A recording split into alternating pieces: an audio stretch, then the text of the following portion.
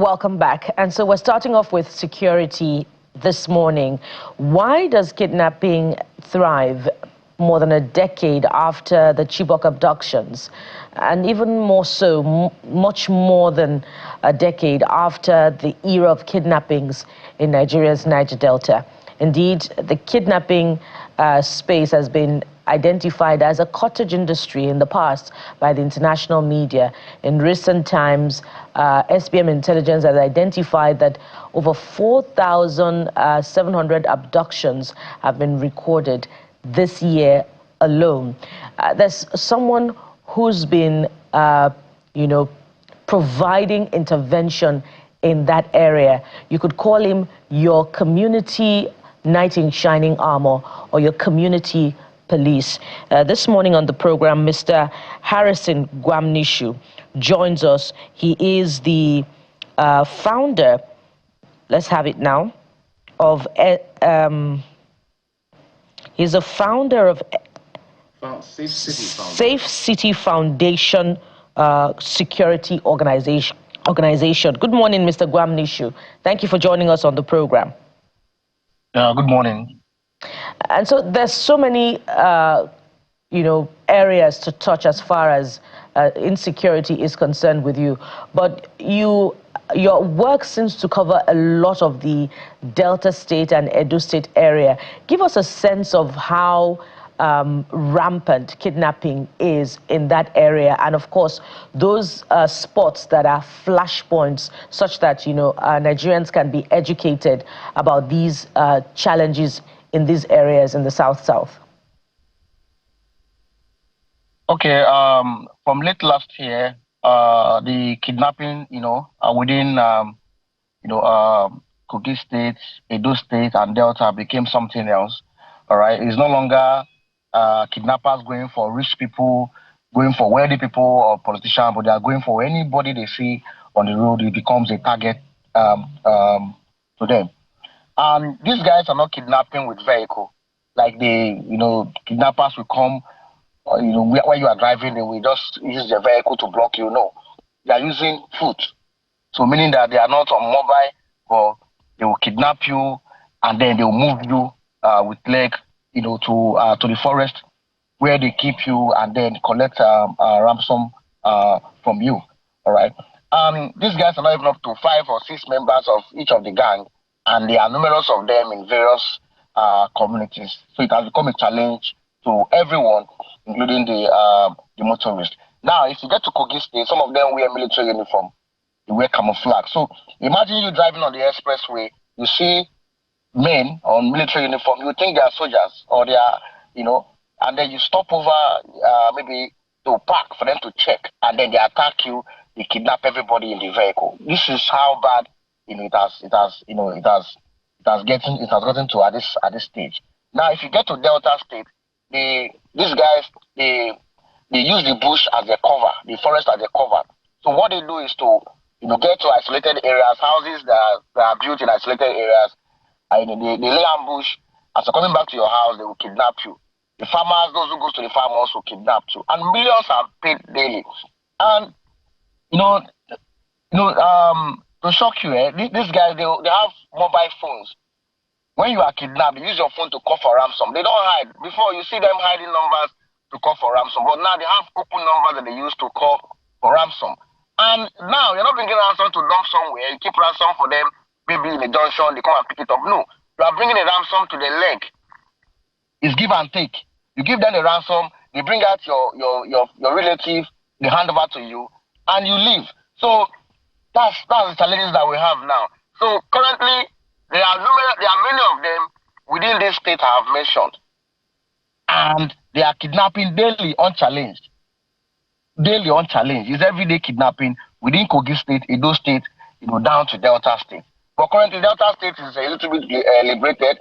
It's no longer before like everyday kidnapping. It has stopped because of the effort of the security agencies, including our organization, to assist the security to ensure that these guys leave our state. But currently, Edo State, Kogi State, and partly Ondo State and Kwara State are badly affected. It's everyday kidnapping and ransom payment. So what are your observations about these kidnappers when ransom is delivered or if arrests are made, do they appear to be citizens or indigents from those areas, from those states, or are they, kidnappers who are moving from one state to another and finding a safe haven for their heinous activities? He was carrying guns, because this is more than 46 cases of kidnapping incident for the past 6 months. I've gotten involved in terms of helping victims to reach out to the security agencies. Most of these kidnappers are not indigent. That's the reality. But they have the backing of some indigents who give them food items, because these kidnappers, they live in the bush, who supplies them with smoke, who supplies them with drugs, who supplies them with power bank to enable them to charge their phones. So the community, some of them are enabling them because they get stipend from them, they get something from them. And again, the communities, most of them don't know that they are kidnappers. These guys come to tell them that they are car bearers, they are elders. So what kind of man who sees them on the road will think that they are elders, we assist them to go and purchase stuff, becomes the errand boy. So these guys are not indigent. They are the ones we have arrested, the ones the security agencies neutralized are not indigents. They are from the other part of the country, this country. Like most of them, when you get them, the Hausa man will tell you these are Fulanis, that they are not Hausa, because Hausa can easily identify their own. Fulani can identify their own, but they are saying that these guys are Fulani by tribe. So they are not indigenous. These guys being in the bush are not indigenous. The indigenous, the kidnapping carried out by indigenous, they always come with vehicle, they kidnap and they take you somewhere, camping in the house or in the water. They don't camp it, they don't live in the bush. The kidnappers, indigenous that we know, that we have arrested who are involved in kidnapping, are not using the bush, the forest as a cover. The ones using the forest as a cover are these ones who are non-indigenous. Some of them are arrested. If you check the police record, they will tell you these are Fulanis. The Fulani man, someone will tell you they are Fulanis. So these are the issues we are having. So they are non-indigenous. It's interesting about how criminality thrives in times like this. Harrison, let's talk about, because you've been on the ground, so is your testimony against theirs, and I'm sure the police will also have records as to the ethnic selection, but for me, this is more about the crime being committed, which is a bigger focus here. So let's do some unpacking. The unpacking here is, what level of sophistry in terms of ammunition do these guys have?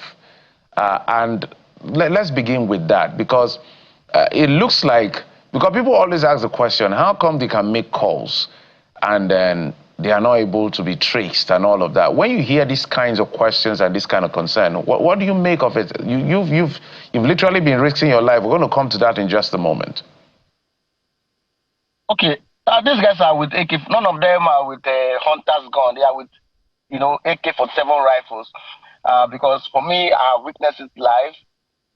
We've gone to the point where we train them to their camp, and then there was a exchange of gunfire between the security military, and then these are armed men. They are with AK-47 rifles. Some of them are 5 in numbers, and if they're 5 in numbers, 4 persons are fully armed. 1 will have a cutlass. Sometimes 3 will be armed. 1 will have a cutlass, 1 will have a stick. All right. Now, the one at the front is always the one showing them the way. Now, these ones are the ones who have lived in that community for a long time, who knows the terrain. So he shows that one. Is a guide. He shows them how, where, and areas they have to maneuver to get to where they are going to. And they move from one location to the other. All right. Now, the tracking aspect. The DSS have a tracking device. The police have a tracking device. Some government houses in the state have tracking devices.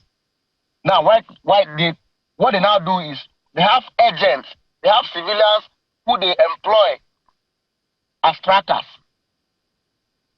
These civilians go out to the public to go and collect jobs from people, like tracking job for people. They pay them, and then the civilian will now go and pay the security agencies for tracking. So that's how the system is operating in Nigeria. So now for you to track a suspect, you need to pay money. Sometimes for you to for you to track suspects, most of the time you don't pay because maybe they feel you are an influencer person. That's why I'm here. I'm filling the gap now. So when somebody is kidnapped, the security agencies will know that I'm involved in the matter. They will quickly run the tracking analysis for us. Now, the tracking work most of the time. It doesn't work. Sometimes it leads you to the mask. The mask where they are using the mask connected to the phone to the calling center where they're calling from. So the tracking can take you to the mask. The mask can be in the center of the community, while the kidnappers are in the forest. So to get to the forest, it will be difficult for them to get to the forest. All right. So, but the only way I've always told people about this, how to get these guys is to live in the bush. If you live in the bush, you lay ambush in the bush in the night, these guys will pass. But they don't go through they don't move victims through the daytime because people will see them. So they always move at night. So if they kidnap in the daytime, they move straight to somewhere hidden where they can stay. In the night, they move, they advance, they move from one location to the other. So for us to get these guys, both the military, the police, the DSS or the vigilante, it is a night movement, night operation. Let us, all of us, go and live in the bush. If you watch some videos I have posted on my page, those videos I were shot around 2 a.m., 3 a.m. in the morning. These are the time that these guys can be apprehended. So, but to track them is difficult because one, they are always with the victim. So if you are taking them to attack them, the victim you are going to rescue may be attacked. So it becomes futile. Your job you are going to do becomes futile. So these kidnappers, they are always with the victim. They sleep with the victim. They are dealing with them 24/7. They don't leave them. So if you are coming to attack them, it means that the victim there will be affected. So, but for you to gain access to them, it is a night operation. The military, the security have to go back to the bush and live in this bush. I've been in the forest. You saw there's a video where we are crossing river, also in those states. Some of the jobs were done in the night. All right, Harrison. A lot of stuff was recorded. So it is not going to mark checkpoint on the road. All right, Mr. Harrison. It is good, but to go inside this bush. All right, Mr. Harrison. Yes, there's no way we'll have this. There are two parts. I'm sure Bukola has some questions for you as well. Before we begin to wind down, the lady we saw in that video, who the kidnappers had demanded 20 million naira for ransom, else she would not be released. That's the video. I'm sure some of you have seen it online. We're hearing stories that she's been killed, or what exactly is the state of where did this happen, and what's the latest update concerning this lady? All right, so that's Aisha. Aisha was kidnapped around the Bira camp somewhere in Awuchi, almost going to a week plus now. And at first, the families were thinking to the stage kidnapping, all right, until the kidnappers were warning them to raise the money, raise 20 million naira ransom. From 50 million naira, they came down to 20 million naira. And the family can't raise the ransom before the kidnappers now made this video and forwarded it via her own WhatsApp, her own line. The kidnappers are calling with her own number, forwarded to the family members for them to know that it is a very, very serious matter. That's the video you are watching now. So she's alive. Yesterday, they called again. The money that money should be paid between yesterday and today. And the family are trying to see how they can raise the ransom. There's a community fundraising for this girl currently. But there's no way the family have not seen such amount of money in their life before. So currently she's alive. They called in yesterday. She spoke to them. We spoke to the family. And some of us, we may not talk something online anyway, but I believe the family will be able to raise something and then deliver to whoever that is the people who are holding her. I know that government frowns at ransom paying, but Bukola, you have a question. Yes, indeed. It would be remiss of us to have this conversation without asking you why you do what you do. We've seen you post videos, about you practically saying, if anything happens to me, my dad, my mom know I love you. And we see that you go to the forests in the dead of the night, risking your life. Why do you do what you do? When it comes to skills, I lived with criminals while I was in prison. I was detained unjustly for 4 years. So I lived with some of these criminals. You know, when you go to prison as a new inmate, you're able to share your story, what brought you to prison. So the cell where they kept me in the prison 2011 to 2015 was cell meant for armed robbers. So I've been able to understand how they behave, how most of them, you know, how the story they share for us while in custody. So that's part of the how I gain into gain experience in security. You know how to get these guys most of the time. Now and again, in my community, as at last 6 months, a child. I mean, if I have a video where a child, a minor, a girl, little brother of less than 12 years, the mother and the father were kidnapped in my community. Now, at the kidnappers, at where they were kidnapped, the kidnappers killed the father in the presence of that little boy and the sister. And I was among people who went to that place to bring the corpse, the decomposing corpse of the father. And when I brought them back, the little children were in my vehicle at my back seat, and they were crying. And they were telling me, brother, please help us fight for our late father. Help us fight for our late father. I have that video in my phone. The children were begging me to help them fight for the father. And since that time, I decided to mobilize volunteers in my community to advocate to ensure that the security agencies step up and ensure they do the right thing by going after these kidnappers because of what happened to those children. Those children today, they have no father. Their mother is a farmer, and they're suffering in the community. So whatever I'm doing today is because of what happened in the past, and which for me, as only child of my family, there's no fear about it. And I keep telling people, I said, these guys are human beings. There's no juju in them. It is the fear in us that is making us to relent. If we come out fully to fight these guys, we'll win them. And that's why I'm here. Currently, I'm in Imo State, Abia State, for just similar cases too that is happening. So there's nowhere in this country that we cannot go. But if the security agency, the security police, the military can team up together and see how we can do this, we can achieve a lot. That's the reality. And so how many times have you come close to, had a close shave with death? That was the last incident we went for in Kogi State. Before I left, I made a video and I was sent that video to a friend of mine. I was saying that, if anything happened to me, they should just, my mom and dad, there are people they can, take care of, As last 2 weeks of that movement, 9 civil defense officers were killed in that same location in Edo State. It was on the news. So it was 2 weeks after that we went for that movement where lawyers who were coming back from court to bar were kidnapped. So we went in to the forest. It was like the end. It was like a suicide mission, but to God be the glory that I'm here. Not just this one, there are several of them which I cannot mention here, where we have encounter with them face to face, they block us on the way.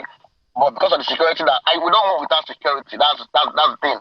So security have to move with us to these locations. We can't go there without them. We are civilians, we are not armed. So we are only helping them with the technical support, like in terms of drones, in terms of tracking devices and rest of them.